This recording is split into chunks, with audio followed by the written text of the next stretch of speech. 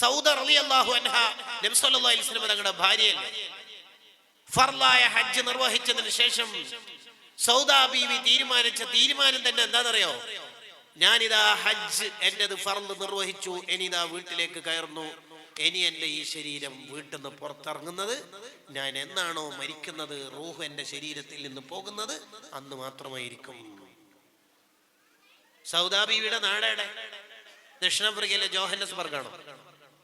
അല്ല വല്ല ന്യൂസിലാൻഡിലെ വെല്ലിംഗ്ടൺ ആണോ? കൊല്ല ഹജ്ജിനും ഉംറക്കൊക്കെ പോയിക്കൂടായിരുന്നോ? പിന്നെന്തേ സിയാറത്തിനും മറ്റൊക്കെ അറിയാത്തോണ്ടാണോ? അല്ല, പിന്നെന്തേ വഖർന ഫീ ബുയൂതികുന്ന വലാ തബറജന തബറജൽ ജാഹിലിയത്തിൽ ഊലാ.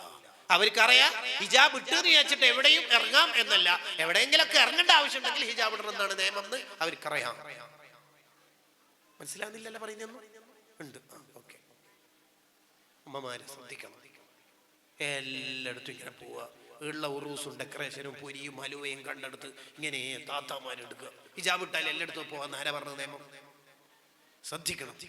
നമ്മെ ഒരു അന്യപുരുഷൻ കണ്ട് ആ ഹറാമിന് നമ്മൾ കാരണക്കാരായാൽ നമുക്കായിരിക്കും ആഖിറത്തിൽ കുറ്റമുണ്ടാവുക.